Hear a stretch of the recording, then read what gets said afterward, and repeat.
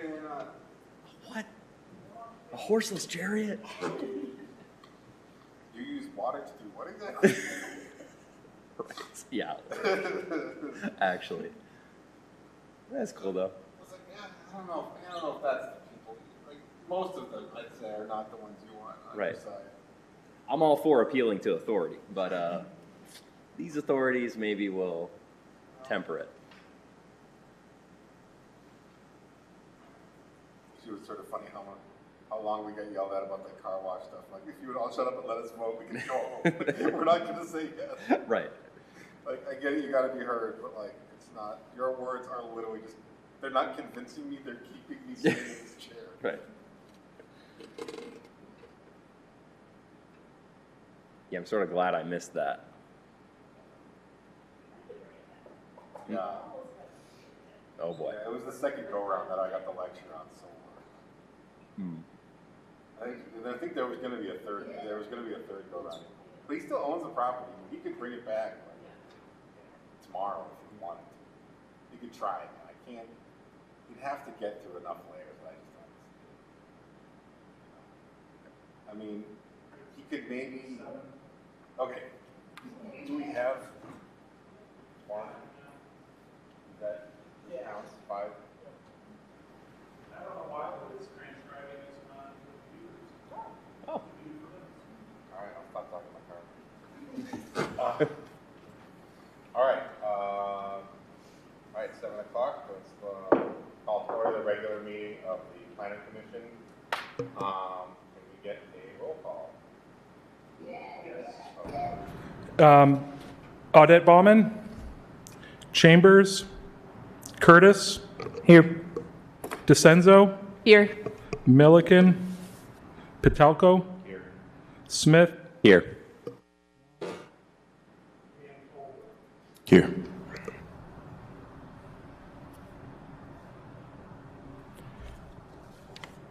Let's see, next on the agenda is the adoption of the agenda. There are no changes proposed. Can I get a motion? Can I get a motion to adopt the agenda? Motion to adopt? Second. All in favor? Aye. Aye. Aye. And we have also got, we have had a copy of the minutes in our packet. Does anybody see any changes or anything they want to?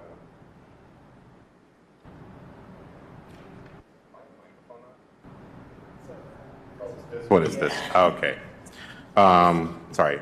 So we've got a copy of the minutes in our packets. Does anybody have any changes or notes they want to make on the minutes? All right. Can I get a motion to approve the minutes?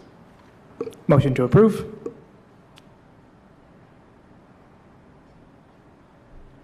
Second. Second. Thanks. Motion approved and seconded. All in favor? Aye. Aye. All opposed? All right. Motion approved. Minutes are minutes approved. Do we have any communications or announcements? I'll put this as an announcement. I was going to have a little bit of this in the city planner's report. As we move out of the Imagine It phase, we are going to the Planet phase, and there's some upcoming meetings to get involved in Imagine Kalamazoo, and I'll just read those meeting dates, times, and locations real quick. Okay. Meeting option 1 is Tuesday, March 4th from 6:30 to 8 p.m. at Millwood Middle School. Meeting option 2 is from 6:30 to 8 p.m. That is at the Northside Association for Community Development. And meeting option number 3 is Tuesday, March 25th from 6:30 to 8 p.m. At the Kalamazoo College Fieldhouse, the Hornet Suite. And there is going to be a meeting option 4, but those details are still being worked out. Okay. Sounds good. And all updates on Imagine Kalamazoo are found on the Imagine Kalamazoo website, correct? Correct. Instead of imaginekalamazoo.com, it is now kalamazoocity.org/imaginekalamazoo. And pardon me if I'm missing anything. I'm sure if you Google it, I know it takes you right to the top. Okay. Thank you. All right. We have no public hearings. So I think we've just got the planning report, the annual report. That is correct. There isn't much on tonight's meeting. And I'll just kind of go through each of these reports here. For the city planner's report, as I mentioned, the Imagine It phase is wrapped up, and then on Friday, the author of Happy City came and spoke at the Civic Theater just down the road there, very well attended. And so now it's getting into the plan it and starting to formulate the ideas and really start to put something together.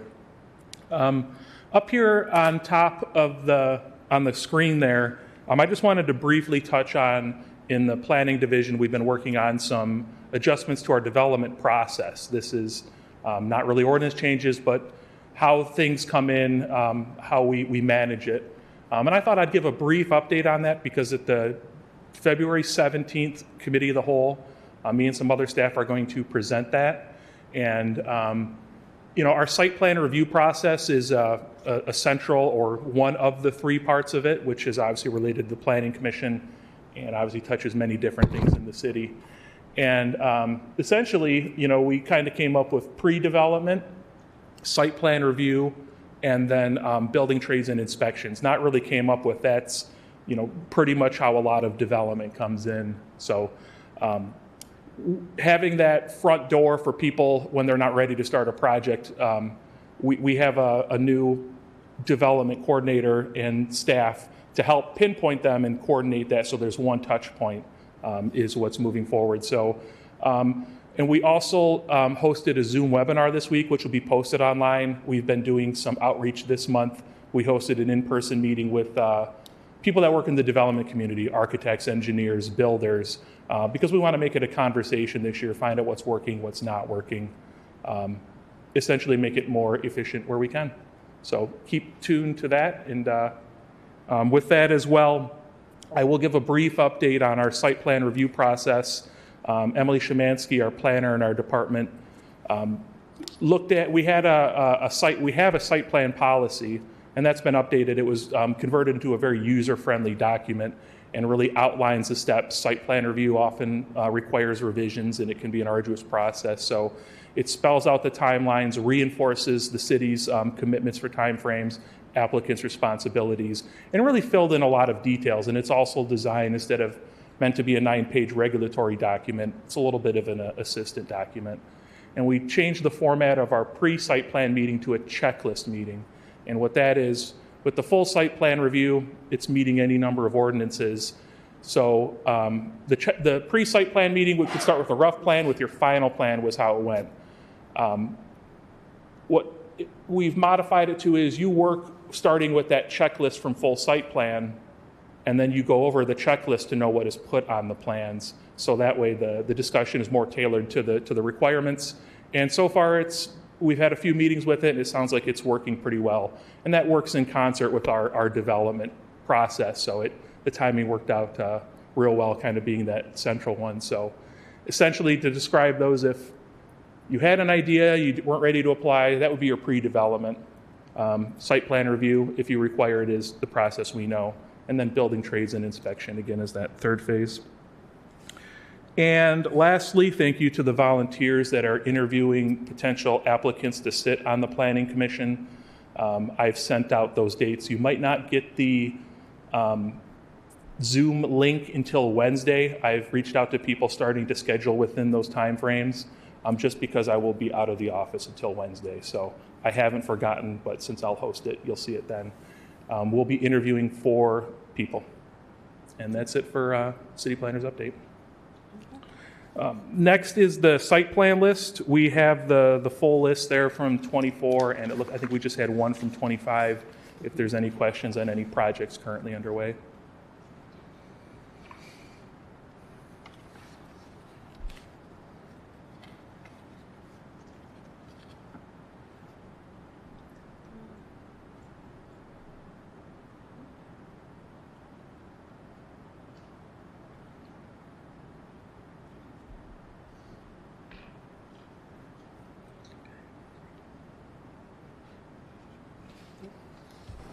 Any questions?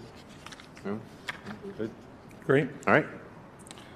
And that will lead us to our last item, which is the Planning Commission Annual Report. This is something done every year. The city does, and the State's Enabling Act requires it.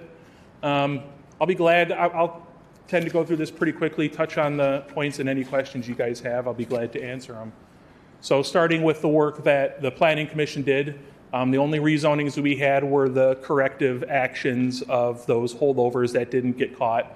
That was on Reed Street and Park Street. Those were former zones removed in 2023 that were mapped to Live Work 1 and RM15. Couple special use permits, the Kalamazoo School, which was a former house on 2007 Saxonia Lane, that one was approved.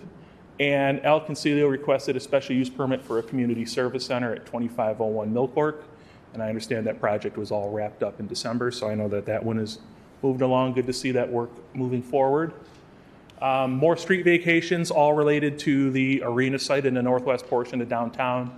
2 of them being old road right-of-ways that were within the property, and then an alleyway over there as well, and the northern 17 feet of Water Street between Park and Westnedge for a little bit more room for the southern end of the arena site and some foundational elements of the parking garage. Let's see, text or rezonings. In this case, it was an amendment to a PUD plan. This was perhaps the largest single project to come in front of the Planning Commission, and a PUD plan is a planned unit development. Friendship Village is the retirement community, and they'll be adding a new building, a lot of additions, and kind of expanding their footprint on site. And then the Planning Commission also reviewed one of the site plans, which was for the 3301 Tech Circle. That is because in the CBTR district, that is the one district that sends it to the Planning Commission as well. Other items, the Planning Commission approved the 2025 capital improvement plan. There's a typo I have there. And the Westwood neighborhood plan was approved as well. I'm going to some of the work of staff in the community, just a brief outline of how the planning department has used the public participation policy. This year, I know that Jay Slaby, and there was really positive feedback with each of the divisions of CPED, went through it, how to use it, examples of project to use it with. So internally, when we're managing projects, I'm working on an ordinance amendment to bring forward this summer. We work from the PPP. I had a citizen reach out about a rezoning, so we use it in a lot of our projects. We use it working with our neighborhood associations as a guide to support the outreach work that they do. So we continue to work with that. The Site Plan Review Committee had a pretty busy year, including the arena site, which is much more than just one meeting, and that site plan is moving along great. There were 34 total full site plans reviewed and 42 pre-site plans. Of those site plans, 5 also went to the Natural Feature Review Committee. As a reminder, a site plan that is under review in an NFP overlay also requires the NFP board approval. And then kind of dialing back into more staff's work, some of the zoning administration numbers, I think those are really important to highlight of the day-to-day. Our zoning administrator, Pete Eldridge, handles a lot of this work. For example, all the building permits that get signed off on, that could even be minor things for uses. That's a workflow. We see our sign permits, our paving permits, and even more 311 messages than last year. Those are planning and zoning specific, 557 responded to by the Community Planning Division. And with our sustainability planner, Justin Gish, some highlights of the work and the accomplishments he's been doing. The city's earned the gold status through the Michigan Green Communities as an example. We've signed a solar power purchase agreement, and we've distributed compost tumblers to neighborhood gardens. So Justin's really hit the ground running, getting a lot of that sustainability goals, objectives, and kind of looking for how we can meet the goals of the sustainability plan. One neighborhood enterprise zone is in process. The decision of the City Commission will be at the February 17th meeting for that, for anybody interested. And we received 4 homestead certificate applications. Those, NEZ allows for a reduction in taxes. For the homestead, it's if you make an investment in your home. And new and rehab is for building or rehabbing existing sites for residential uses. And lastly, these are just some of the neighborhood engagement activities. We had at least 21 this year, and we work with 14 active neighborhood associations, and we've held a number of different things, including bike workshops, a retreat for all the neighborhood associations, and working on a literacy trail. So That's a summary of it all. I apologize for not stopping if there's any questions, but if there's any questions or information on the annual report, I'd be glad to answer them. Well, I have a couple questions, but I'll let anybody else go first. No? Well, one question I had, and maybe I should have asked this beforehand, so you would have had a moment to prepare. But it definitely felt like there were fewer public hearings this year than in previous years. Do we think that's due to anything significant, or it's just coincidence that it seemed like we only had a couple sort of big deal public hearings? Is there less activity, or is more getting handled by I mean, with zoning updates, maybe things are more compliant. It's easier to get them through at the staff level. Do you have any thoughts? That I do actually, and I don't know if I have an answer for you, but it is something, in managing the board for 2 years now, about this month, I see that as well. I suspect we'll have a rezoning. A citizen reached out, and it looks very possible. I do suspect if some of it is because I used to be the zoning inspector, and some of it may just be because we've appropriately zoned certain things.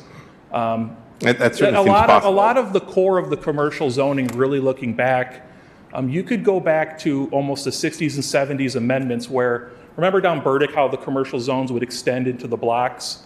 Because they would describe it as a distance from Burdick. And a lot of that work removed a lot of that, where if it was a house backed up to the commercial corridor. In Chapter 50, when something with the development standards, so a development standard forces through the use certain things which previously would have required a special use permit. And then in that, once that use, some of our uses, if the use gets a little more intense, it requires a special use permit. So, and then a question that comes up is, I just had one on a site plan list. A citizen asked, there's a car wash going in at Sealy. This might be a little in the weeds, but for the Planning Commission, excellent question.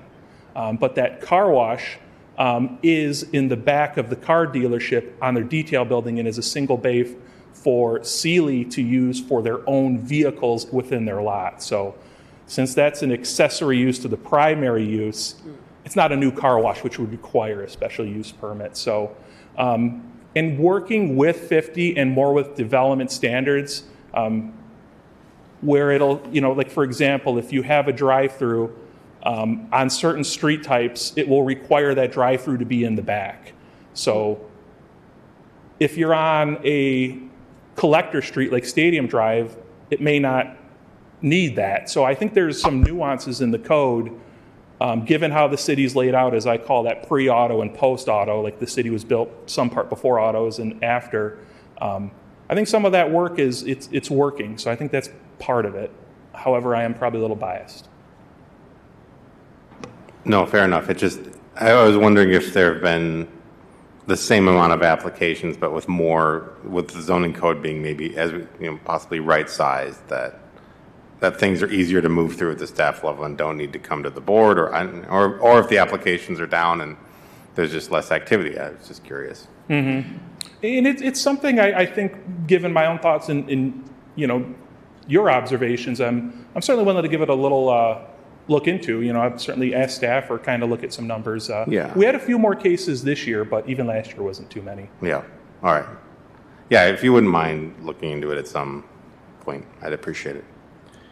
All right. Because I do, last thing I'll say is I do remember one of the items or one of the things in the last Magic Kalamazoo 2025 was, could we get developments without having to get so many boards or approvals? Feels like we need a lot of variances. So there's been a lot of work over those years looking at, what triggered variances and why. So Sure. Yeah. All right. Were you rearing up for a question? Okay. All right. Any other questions all right. Thank you. Thank you for that. Public comments. We're still taking phone calls or? yes. Yes. So if anyone did want to call in, the number is 888-382-9556. Again, 888-352-9556.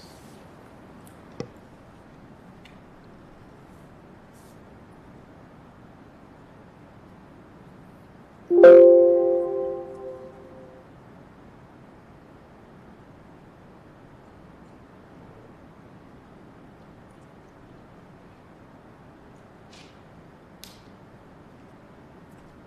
callers. Lovely. And seeing no one in the audience, that brings us to, Chris, Commissioner. Did you have anything for us this month?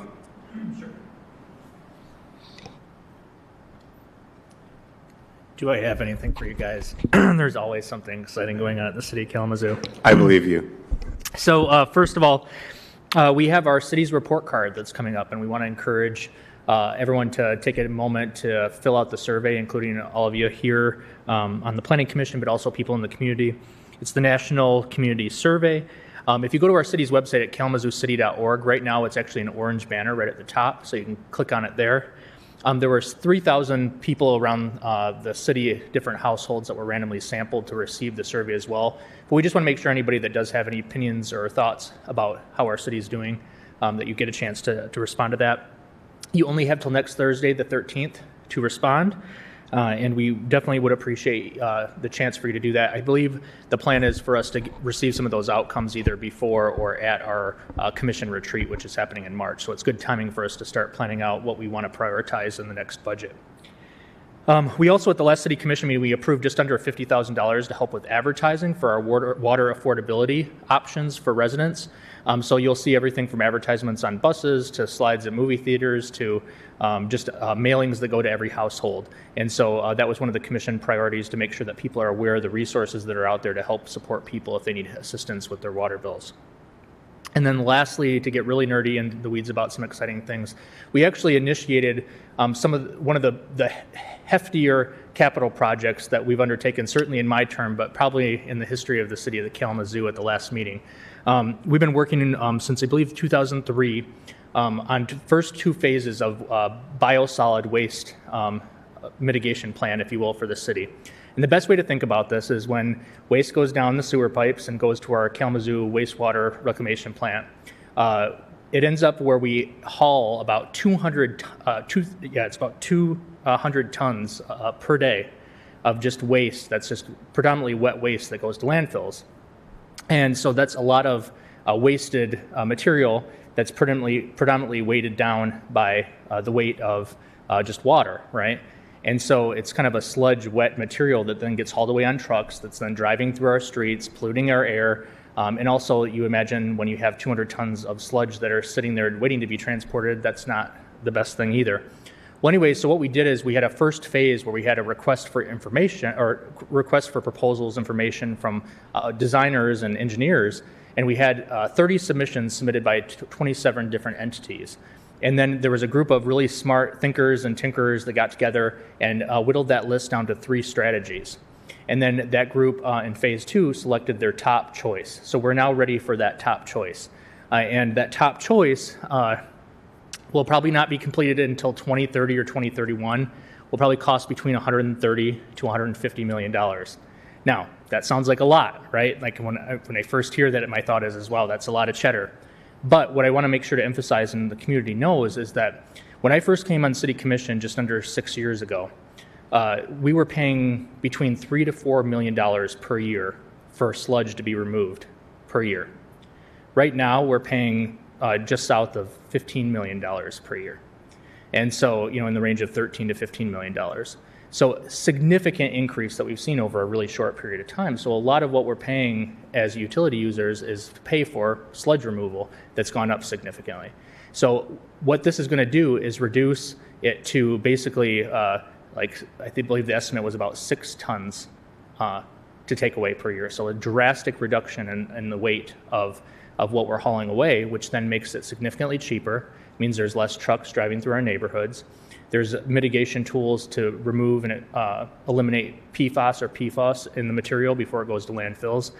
There's technology in it to further reduce smell and odors for the north and east side.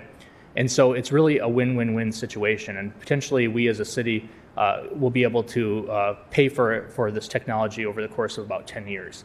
So This is a big lift. This is a big engineering feat, if you will, for the city of Kalamazoo. The technology we're using, it's not an experiment that's never been tested.